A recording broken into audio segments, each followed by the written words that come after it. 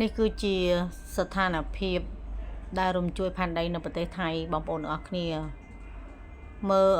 គូស្នេហ៍បរទេសមកគូនឹងគាត់កំពុងតែគេងនៅលើផ្ទៃទឹកសុកណាហើយនឹងលោកពូបរទេសម្នាក់ទៀតគាត់អង្គុយនៅលើរានហាលហ្នឹងកំពុងតែមានសុភមង្គលបងប្អូនទាំងអស់គ្នាស្រាប់តែអាគារហ្នឹងវារង្គើយកតែម្ដងបងប្អូនគួរឲ្យខ្លាចមែនតើណាចាអាគារហ្នឹងរង្គើយកឲ្យភ័យតែម្ដងបងប្អូនអើយនិយាយថាពួកគាត់មិនដឹងជាតក់ស្លុតបែបណាទៅទេបងប្អូនប្រហែលថ្ងៃនេះគឺថារំជួលមែនតែនជាមួយនឹងការរំជួយដីនៅឯប្រទេសថៃក៏ដូចជាប្រទេសភូមាផងដែរហើយក៏យើងពិតជាស្លុតខ្លាំងណាស់នៅឆ្នាំ2025ហ្នឹងព្រោះថាមុនហ្នឹងគឺមានការភ្លើងឆេះព្រៃនៅ LA នៅសហរដ្ឋអាមេរិកហើយក៏បន្ទាប់មកឆេះនៅកូរ៉េហើយបន្ទាប់មកទៀតគឺយើងក៏ទទួលបានព័ត៌មានអំពីការរំជួយដីនៅប្រទេសថៃក៏ដូចជាប្រទេសភូមាផងដែរនេះបងប្អូនទស្សនវិជ្ជាដែលអាងទឹកដែលមិញហ្នឹងបងប្អូនកំពុងតែគេងសុកហ្នឹងគឺរង្គើបែបហ្នឹងបងប្អូនហើយមើលនិយាយពីនៅក្នុងប្រទេសកម្ពុជាយើងគឺជាប្រទេសដែលសុវត្ថិភាពបំផុតបងប្អូនអរគ្នាហើយនេះយើងអត់បាននៅក្នុងហេតុការណ៍ដែលរំជួយដីហ្នឹងណាបើសិនជាយើងនៅក្នុងហេតុការណ៍ហ្នឹងមិនដឹងថាគឺយើងភ័យបែបណាទេមិនដឹងថាពួកគាត់ភ័យបែបណាទេអានេះគឺនៅប្រទេសថៃបងប្អូនគឺជិះឡានសុកហ្នឹងក៏រង្គើហើយនៅក្នុងអាផាតមិនហ្នឹងក៏រង្គើហើយនេះគឺជារូបភាពបាក់អាគាររលំអាគារទាំងស្រុងតែម្ដងបងប្អូនអើយនិយាយពីថាបងប្អូនប្រជាពលរដ្ឋជនជាតិថៃក៏ដូចជាជនជាតិខ្មែរដែលគាត់ធ្វើការនៅប្រទេសថៃហ្នឹងណាគឺមិនដឹងជាគាត់នឹងភ័យនឹងស្លុតបែបណាទេបងប្អូនថៃនេះគឺជាការរំជួយដីនៅប្រទេសភូមាផងដែរបងប្អូនណាគឺក្នុងពេលតែមួយជាមួយនឹងគ្នានឹងឯងណាបងប្អូនហ្នឹងគឺជាការចូលរួមនៅសោកស្ដាយហើយក៏ចូលរួមស្លុតចិត្តមែនតែនចំពោះការហេតុការណ៍ធម្មជាតិនេះបងប្អូនអរគ្នាមានតែនាំគ្នាជួយបន់ស្រន់ទៅដល់ព្រះជាម្ចាស់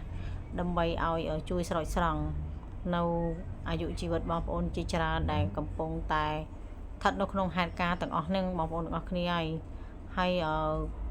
សូម្បីតែនៅក្នុងមន្ទីរពេទ្យប្រទេសថៃនៅគ្រប់ទីកន្លែងទាំងអស់បងប្អូនគឺមានការរង្គោះរង្គើអាគារទាំងអស់ស្ទើរតែគ្រប់ទីកន្លែងបងប្អូនអរគ្នាគឺបងប្អូនប្រជាពលរដ្ឋហើយនេះគឺនៅទស្សនវិជ្ជានៅប្រទេសខ្មែរយើងនៅម្ដុំអាគារវឌ្ឍនៈណាចាក៏មានការរៀងរង្គើបន្តិចបន្តួចខ្លងដែរដែលប្រជាពលរដ្ឋនៅទីហ្នឹងគឺគាត់បានចេញមកខាងក្រៅទាំងអស់ហ្មងហើយនេះគឺជាអាគារដែលបាក់ស្រុតចុះនៅឯប្រទេសថៃបងប្អូនអរគ្នាចាបងប្អូនឲ្យនៅពេលដែលបាក់ស្រុតចុះហ្នឹងបងប្អូនមើលវាដូចជារូបភាព AI អញ្ចឹងតែតាមពិតវាគឺជារូបភាពធម្មជាតិដែលប្រជាពលរដ្ឋក៏ថតរូបភាពបានពិតប្រកបហ្មងបងប្អូនគ្នាវាបាក់ទាំងស្រុងតែម្ដងបងប្អូនអើយហើយទ្រុបតែម្ដងហើយមិនដឹងថាជនរងគ្រោះប្រមាណអ្នកទេបងប្អូនហើយនេះគឺទស្សនវិជ្ជាតាមដងផ្លូវដែលផ្ទះនីមួយហ្នឹងគឺត្រេតចាត្រេតទាំងអស់បងប្អូនអ្នកខ្លះក៏ត្រេតបាក់មកអ្នកខ្លះក៏ត្រេតអត់ទាន់រលំទាំងស្រុងអញ្ចឹងទៅអ្នកខ្លះទៀតក៏រលំទាំងស្រុងតែម្ដងបងប្អូនអរគ្នាចាតែខ្ញុំមិនដឹងថានៅតំបន់ណាទេគ្រាន់ដឹងថាវានៅក្នុងប្រទេសថៃបងប្អូនណាចាឲ្យប្រជាពលរដ្ឋគាត់ពិតជាខ្លោចចិត្តមែនតើដោយសារតែគាត់ជួបនៅគ្រោះធម្មជាតិរំជួយដីនេះនៅឆ្នាំ2025នេះគឺរឿងដែលអាក្រក់នោះគឺកើតឡើងស្ទើរតែគ្រប់ប្រទេសតែម្ដង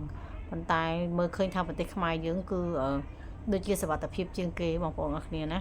ចាឃើញថាសុវត្ថិភាពជាងគេតែម្ដងអញ្ចឹងហើយយើងពិតជាសំណាងមែនតើដែលបានកើតមកនៅលើទឹកដីប្រទេសកម្ពុជាយើងមិនសូវជាជួបនៅគ្រោះធម្មជាតិអីដូចជាប្រទេសគេបងប្អូនអរគ្នានេះទស្សនវិជ្ជាទាំងស្រុងដែលរលំអាគារបាក់បែកហើយបងប្អូននេះគឺជាការជួយសង្គ្រោះប្រជាពលរដ្ឋចេញពីអាគារដែលបាក់រលំកិននោះបងប្អូនតែយើងដឹងថាជនរងគ្រោះទាំងអស់មានរហូតដល់ចំនួន80នាក់នៅក្នុងអាគារស្រុតចុះនោះហើយក៏ជាប់ហើយមានបងប្អូនខ្លះក៏របួសធ្ងន់មានបងប្អូនខ្លះទៀតក៏គាត់ទទួលការបាត់បង់អាយុជីវិតផងដែរហើយ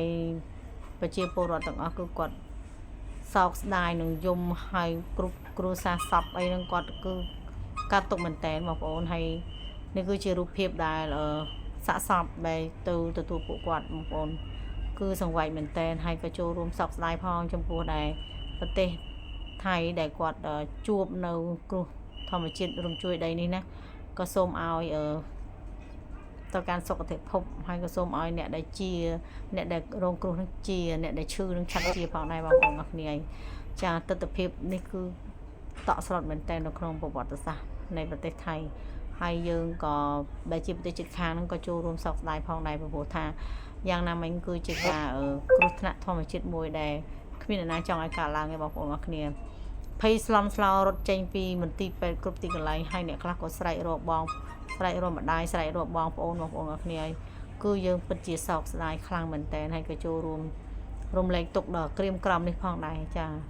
សូមអរគុណ